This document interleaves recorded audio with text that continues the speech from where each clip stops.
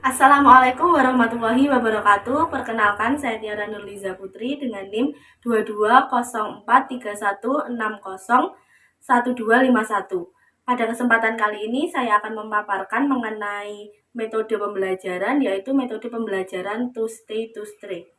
Metode pembelajaran to stay to stray merupakan salah satu metode pembelajaran kooperatif di mana bertujuan untuk meningkatkan kerjasama antar siswa, sikap tanggung jawab yang dimiliki siswa, dan juga rasa saling membantu antar siswa. Dalam metode to stay ini nanti, para siswa dapat bertukar informasi antara satu kelompok dan juga kelompok lain sehingga dapat menambah wawasan yang dimiliki oleh siswa. Langkah-langkah dalam melaksanakan metode ini ada 9 langkah. Yang pertama yaitu pembagian kelompok, di mana guru akan membagi siswa ke dalam kelompok-kelompok kecil. Setelah pembagian kelompok, guru akan menjelaskan mengenai tata cara mengerjakan tugas menggunakan metode to stay to stray. Setelah melakukan tata cara tersebut, maka guru akan membagi subtema yang harus dikerjakan oleh kelompok. Kemudian kelompok bisa melakukan kunjungan terhadap kelompok lain dan guru memberikan waktu maksimal 7 menit untuk melakukan kunjungan tersebut. Di dalam kunjungan tersebut, 2 orang yang masih stay di kelompoknya bisa mempresentasikan mengenai subtema yang telah dibagikan oleh guru. Kemudian setelah selesai dari sesi presentasi tersebut, maka mereka bisa kembali ke kelompoknya masing-masing. Setelah kembali ke kelompoknya masing-masing, maka siswa-siswa tersebut dapat melakukan pembahasan kepada teman-temannya mengenai informasi apa saja yang mereka dapat. Kemudian yang terakhir, guru akan mengajukan pertanyaan kepada setiap kelompok tentang informasi-informasi yang mereka gali dari kelompok lainnya. Berikut ini merupakan praktek pembelajaran dengan metode to stay to stray. Assalamualaikum warahmatullahi wabarakatuh. Waalaikumsalam warahmatullahi wabarakatuh. Selamat pagi anak-anak. Pagi Bu. Baik, jadi sebelum kita memulai kelas pada hari ini, terlebih dahulu saya meminta ketua kelas untuk memimpin doa. Silakan kepada ketua kelas. Persiapan. Berdoa mulai. Selesai. Baik, terima kasih kepada ketua kelas karena telah memimpin doa pada pagi hari ini. Selanjutnya akan saya presentasi terlebih dahulu. Untuk hari ini, apakah hadir semua? Hadir Bu. Oke. Bagaimana kabarnya hari ini anak-anak? Aduh, kurang semangat nih. Jadi untuk lebih semangat lagi, kalian mengikuti saya ya. Jika saya bertanya bagaimana kabarnya hari ini, kalian menjawab alhamdulillah, luar biasa, yes yes yes. Oke? Oke Bu. Oke, bagaimana kabarnya hari ini? Alhamdulillah luar biasa, yes yes yes. Oke, karena semuanya telah siap untuk mengikuti pembelajaran pada hari ini, selanjutnya kita akan memulai dengan presentasi di PPT ini. Jadi dari kalian itu ada yang sudah tahu apa itu ekonomi apa belum sih sebenarnya? Kurang paham Bu. Baik, kalau begitu silahkan untuk melihat video ini terlebih dahulu ya.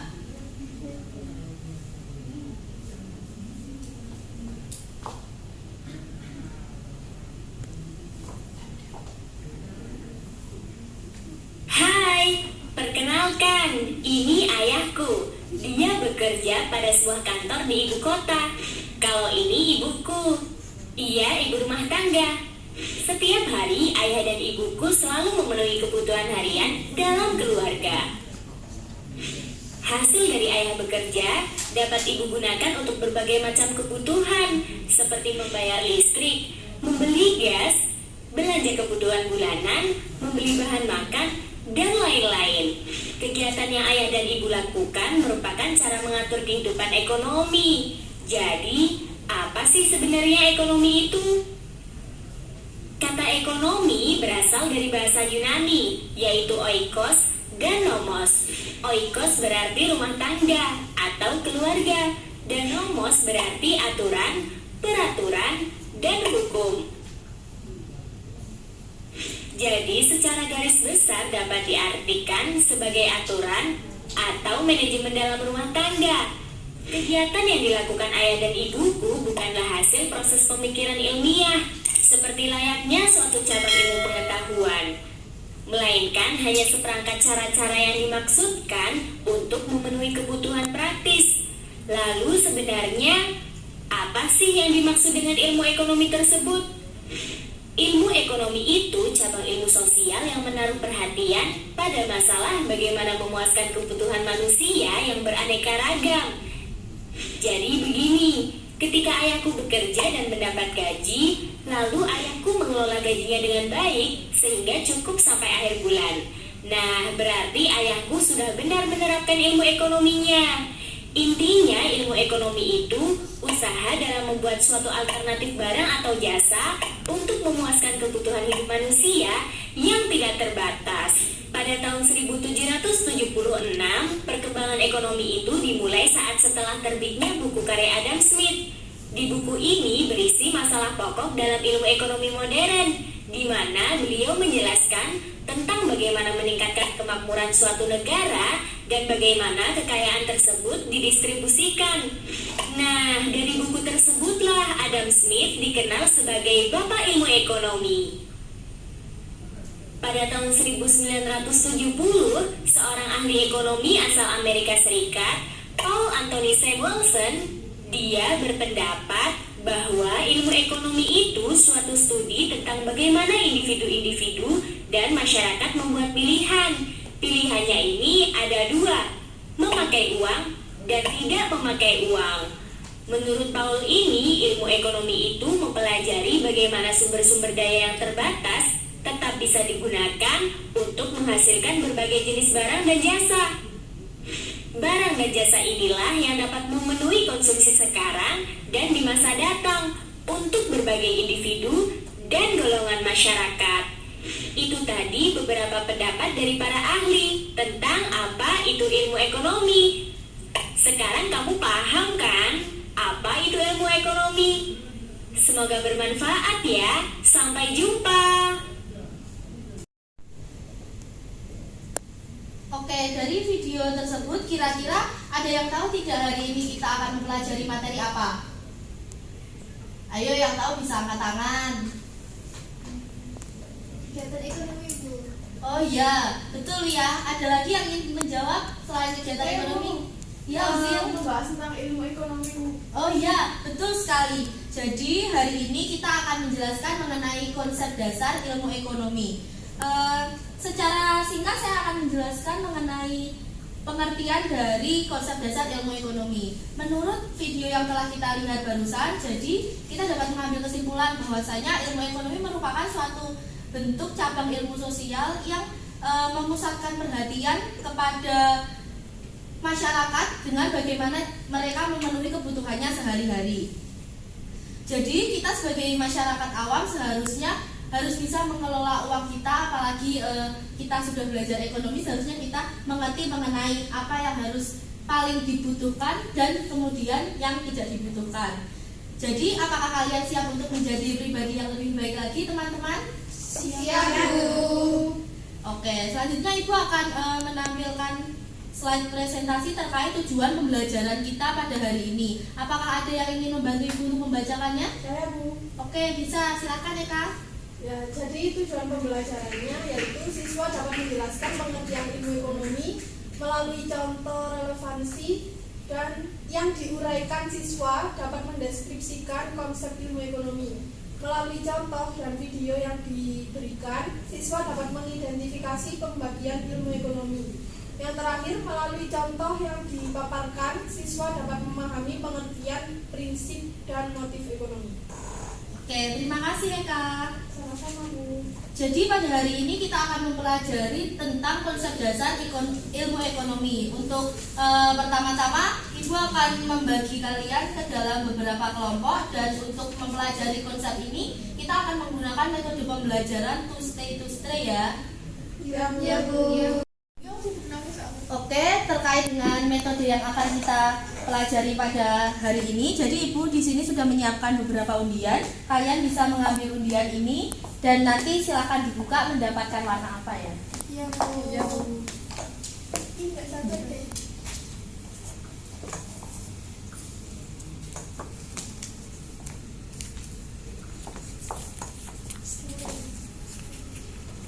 Sebentar ya, kurang 2 berarti. Kamu udah apa? Oh ada yang Kamu udah apa? bentar, kurang 1 ya. Coba. Eka. Makasih Bu. Sekarang kalian bisa membuka kertasnya. Silakan dibuka semuanya. Sudah Bu. Oke, di situ ada warna biru dan juga kuning. Untuk kelompok yang berwarna kuning bisa di depan Ibu dan kelompok yang berwarna biru di belakangnya.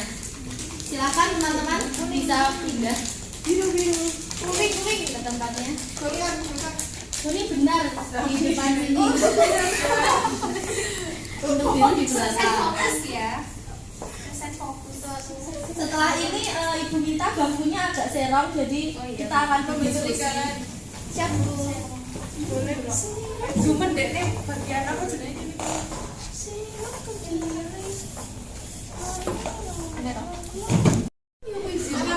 Oke, anak-anak, Ibu minta perhatiannya sebentar ya. Sebelumnya di sini Ibu akan menjelaskan mengenai konsep dasar ilmu ekonomi yang akan saya tugaskan untuk dijadikan sebagai tugas kelompok ini. Jadi yang pertama di sini saya akan menjelaskan mengenai ilmu ekonomi. Jadi sebuah ilmu ekonomi itu tidak mungkin ada jika tidak ada suatu masalah. Ekonomi pasti muncul karena suatu masalah. Masalahnya yaitu kebutuhan yang tidak terbatas dengan alat pemuas kebutuhan yang terbatas. Jadi setiap manusia pasti akan mempunyai keinginan yang terus bertambah dan tidak akan berhenti. Meskipun alat pemuas kebutuhan di sini akan tetap bertambah, tetapi hal itu tidak akan cukup untuk memenuhi kebutuhan yang diperoleh oleh manusia. Itulah yang nantinya akan menimbulkan suatu kelangkaan. Karena itu, karena alat pemuas kebutuhan ini kemudian tidak bisa dicukupkan untuk memenuhi kebutuhan manusia yang tak terbatas, kemudian manusia harus membuat suatu pilihan di dalam hidupnya.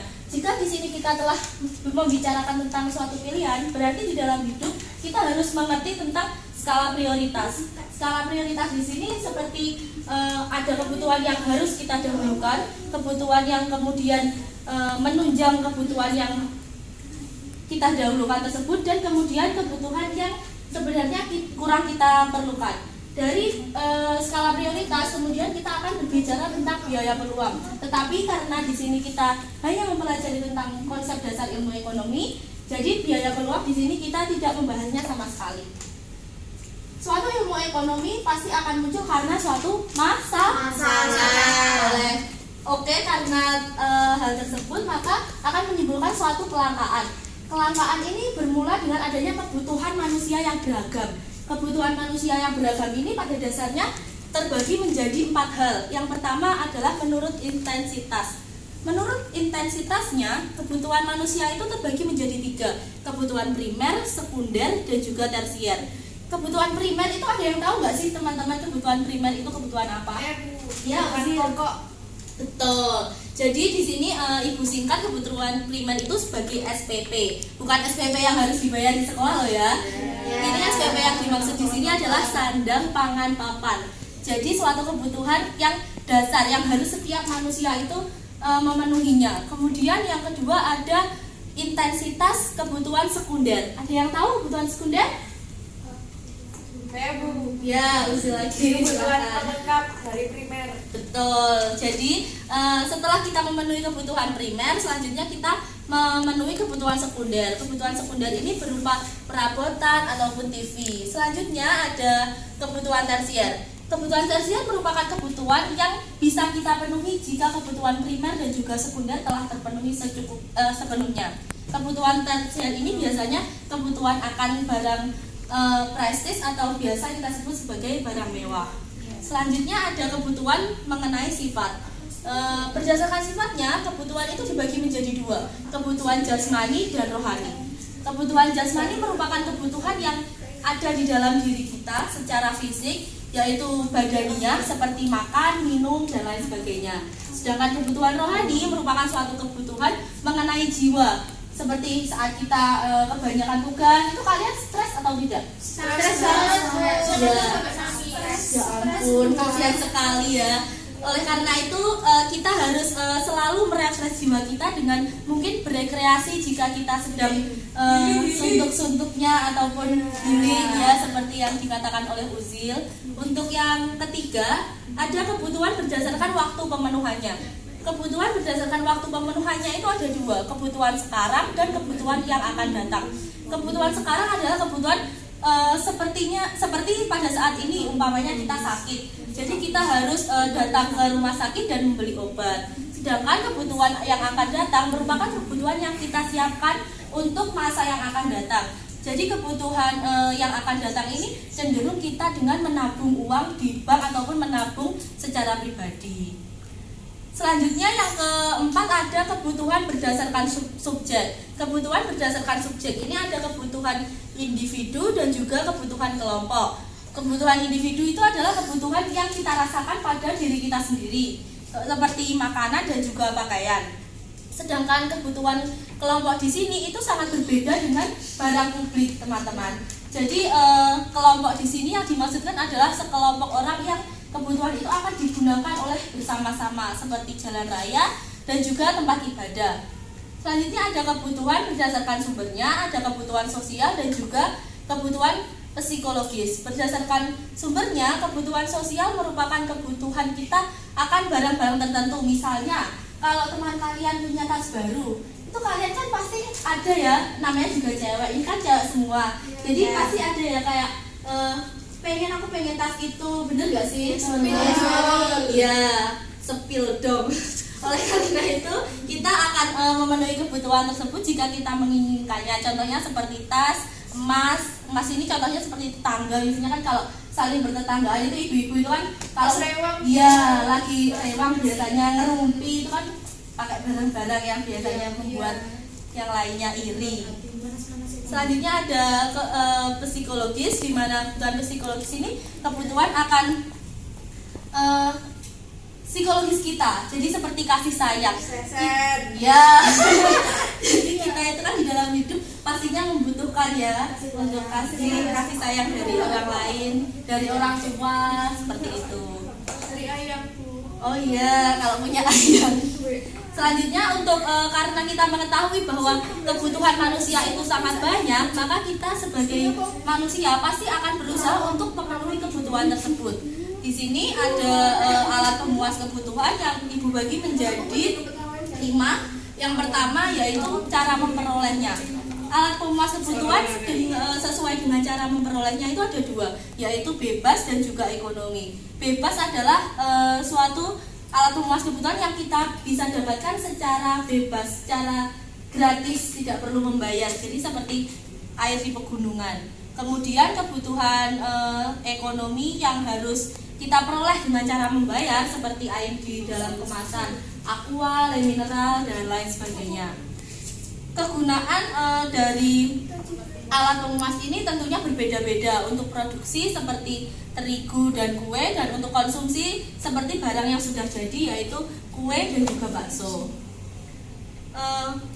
Hubungan dengan barang lain ada 2 di sini, yaitu hubungan komplementer dan substitusi. Ada yang tahu sebelumnya hubungan komplementer dan substitusi itu apa? Silahkan ya. Kalau substitusi itu pengganti, kalau yang komplementer itu pelengkap. Ya betul. Jadi barang komplementer di sini merupakan suatu jenis barang yang memiliki hubungan dengan barang lain. Contohnya kopi, kalau nggak pakai gula kan ya nggak manis. Jadi harus pakai gula. Selanjutnya untuk barang substitusi, mungkin ada yang ingin menjawab? Susu sama teh.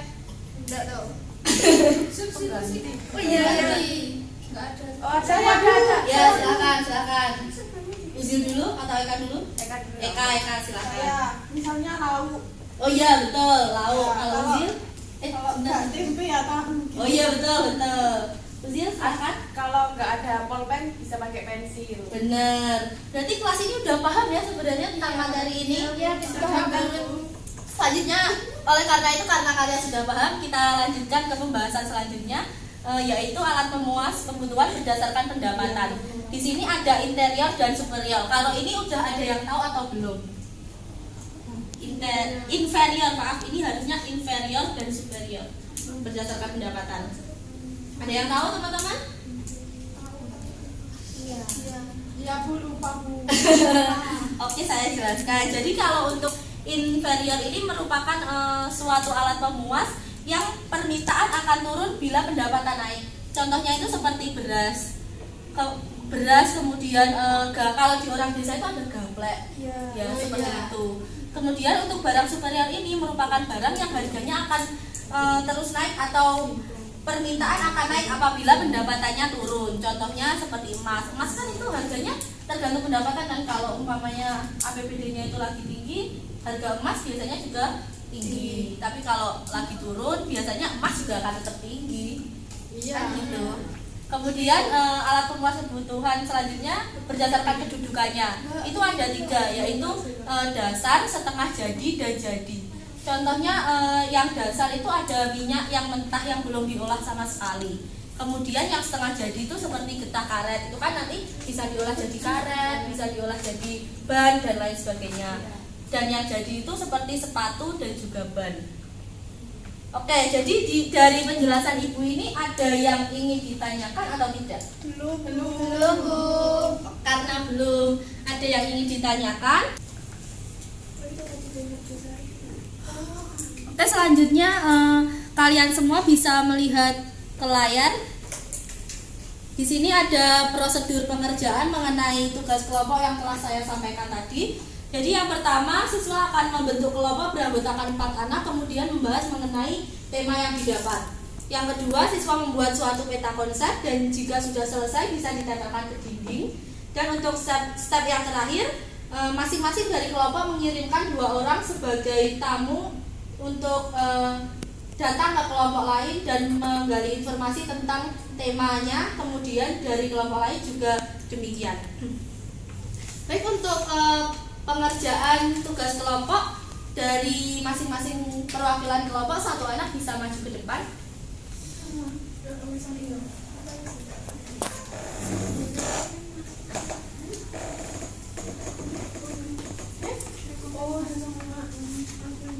Ini kelompok kuning ya?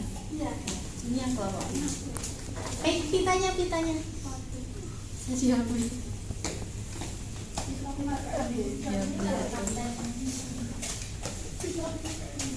Oke, jadi itu Ibu udah kasih pita ke kalian. Kalian bisa tempel pitanya di lengan sebelah kanan atau kiri sesuai kesepakatan kelompok.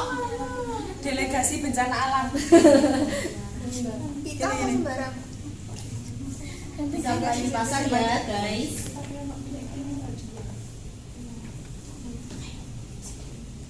Jangan mana loh, tak bisa ngomong. Yuk, saras nemuin. Kak cukup ya pitai. Makasih. Di sebelah kiri ya Bu. Iya. Oke, anak-anak, selanjutnya Ibu akan menjelaskan mengenai apa yang harus kalian kerjakan. Jadi di sini ada pembagian subtema di mana kelompok kuning akan mendapatkan subtema berupa ekonomi mikro. Tema ini Ibu ambil karena ada hubungannya dengan konsep dasar ekonomi yang merupakan suatu cabang dari ilmu ekonomi. Jadi untuk kelompok kuning mendapatkan subtema ekonomi mikro dan untuk kelompok biru mendapatkan subtema ekonomi makro. Kalian bisa mulai mengerjakan tugasnya. Kemudian untuk contoh hasilnya seperti ini ya teman-teman. Ada yang ingin ditanyakan terkait dengan apa yang telah saya sampaikan? Sudah jelas. Sudah jelas Ya. semuanya. Oke, jadi kalian bisa mulai mengerjakan peta konsepnya ya teman-teman. Ibu kasih waktu 7 menit untuk mengerjakan peta konsepnya. Silakan.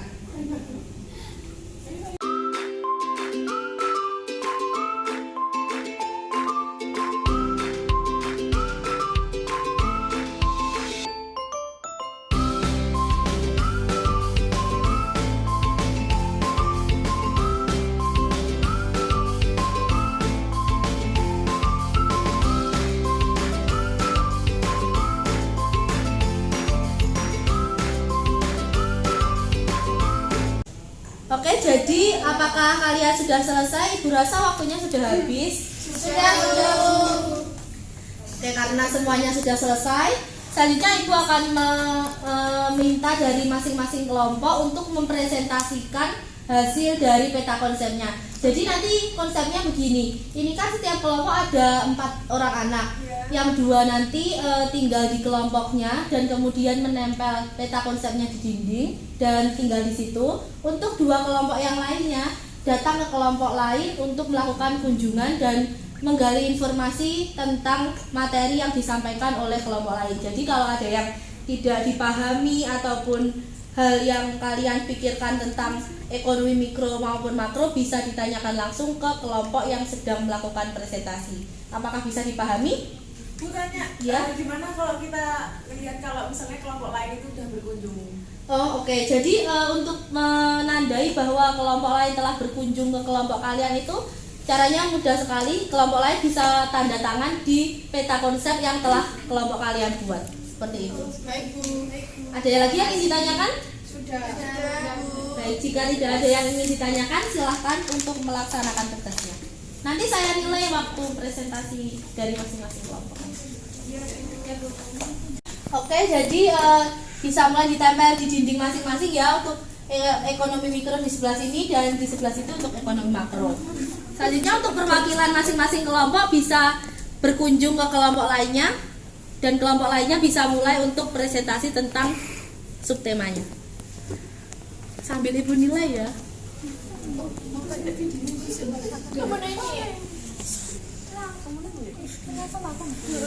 Bisa dijelaskan CSN ekonomi mikro itu apa? Teorinya bagaimana? Jadi ekonomi mikro itu sebuah teori klasik di mana menganalisis tentang kegiatan atau permasalahan ekonomi dari unit individual ataupun unit kecil ya. Terus ekonomi mikro itu terdapat 4 teori. Yang pertama ada teori harga, produksi, distribusi, dan konsumsi. Lalu terdapat contoh ekonomi mikro itu seperti kayak perusahaan, perseroan seperti itu. Lalu perbedaan contoh ekonomi mikro itu terdapat ada harga, unit analisis, dan tujuan analisis. Adapun tokoh pengembangnya itu ada Adam Smith, David Ricardo, Marshall, dan Piso. Oke, jadi dari kelompok ekonomi makro sudah memahami atau ada yang ingin ditanyakan? Silahkan. Ruang lingkup ekonomi mikro itu seperti apa? Oke, jadi untuk ruang lingkup ekonomi mikro sendiri itu kan ada berbagai macam. Kemudian selanjutnya bisa dipikirkan dulu untuk jawabannya dari kelompok ekonomi mikro. Oh iya, Bu. Selanjutnya kita akan ke kelompok ekonomi makro.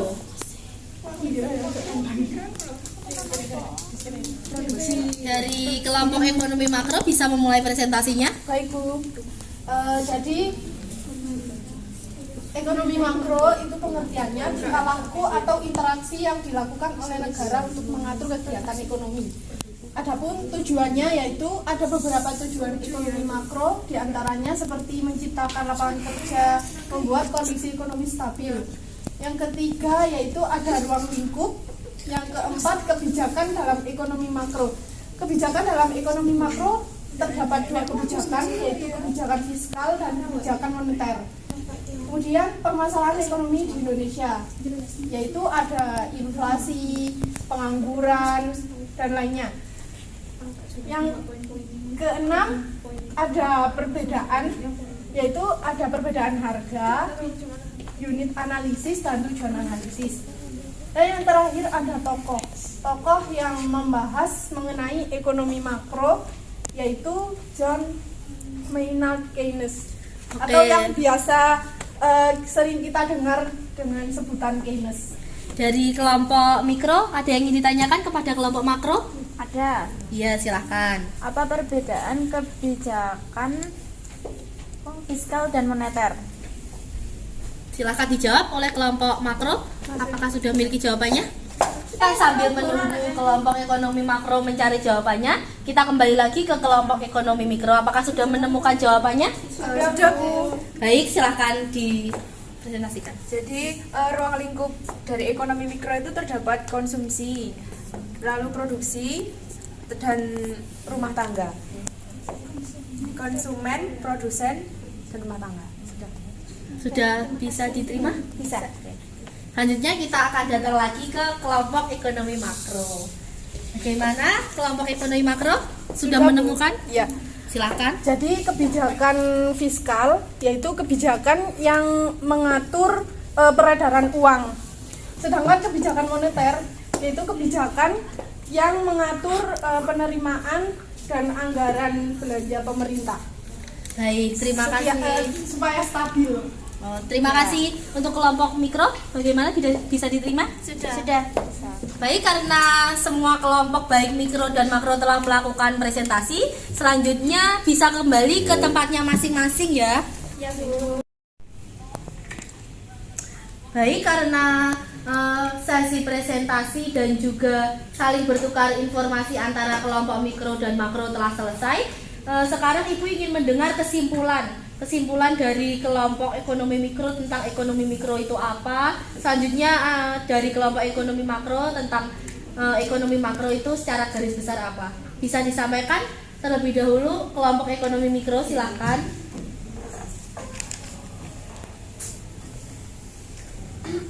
Jadi kesimpulan dari ekonomi mikro itu yaitu atau biasa disebut juga dengan ekonomi yang dalam lingkup kecil atau dalam lingkup perusahaan. Dengan tokoh pengembang yaitu seperti Adam Smith, David, Marshall, dan Rico. Selanjutnya tuh pembahasannya yaitu seperti kayak menganalisis kegiatan atau permasalahan ekonomi dari unit individual. Untuk teorinya ada teori harga, produksi, distribusi, dan konsumsi. Selanjutnya yaitu perbedaan dari ekonomi mikro sendiri itu seperti pada harganya, unit analisis, tujuan analisis. Baik, terima kasih Lia. Selanjutnya untuk ekonomi makro, silakan. Saya, Bu. Jadi ekonomi makro itu membahas mengenai tingkah laku Bentar ya, atau interaksi yang dilakukan oleh negara untuk mengatur kegiatan ekonomi secara menyeluruh. Adapun tujuannya yaitu menciptakan lapangan pekerjaan dan membuat kondisi ekonomi stabil. Kebijakan dalam ekonomi makro terdapat dua kebijakan, yaitu kebijakan fiskal dan kebijakan moneter. Dalam ekonomi makro itu terdapat perbedaan, yaitu yang pertama harga, unit analisis, dan tujuan analisis seperti yang dijelaskan pada ekonomi mikro tadi. Dan yang terakhir, permasalahan ekonomi makro di Indonesia itu seperti inflasi pada tahun 1998, pengangguran, dan lain-lain. Terima kasih. Terima kasih Eka. Selanjutnya Ibu akan menyampaikan kesimpulan dari kegiatan kita pada hari ini bahwa sebenarnya konsep ilmu ekonomi sangat berkaitan erat dengan kehidupan masyarakat di sekitar kita, dan konsep ilmu ekonomi pada dasarnya seperti yang telah kalian sampaikan terdapat dua cabang, yaitu ekonomi mikro dan juga makro, di mana ekonomi mikro membahas ruang lingkup secara sempit dan ekonomi makro membahas ruang lingkup secara besar. Selanjutnya karena waktu kita telah habis, terima kasih untuk semuanya. Kalian bisa tepuk tangan untuk kita hari ini. Pesan moral yang bisa kita ambil dari kegiatan ekonomi ini tentunya sebagai orang yang telah mempelajari ilmu ekonomi, kita harus bisa membuat pilihan di hidup kita tentang apa yang harus kita dahulukan dan tentang apa yang tidak harus kita dahulukan. Karena waktu pelajaran sudah habis, mari kita akhiri pembelajaran pada pagi hari ini. Untuk materi minggu depan kalian bisa mempersiapkan sebelum masuk ke kelas Ibu minggu depan ya. Iya, Bu. Selanjutnya silakan ketua kelas untuk memimpin doa penutup. Persiapan berdoa mulai. Selesai. Terima kasih untuk waktu dan kesempatannya pada hari ini. Pembelajaran Ibu tutup. Wassalamualaikum warahmatullahi wabarakatuh. Waalaikumsalam.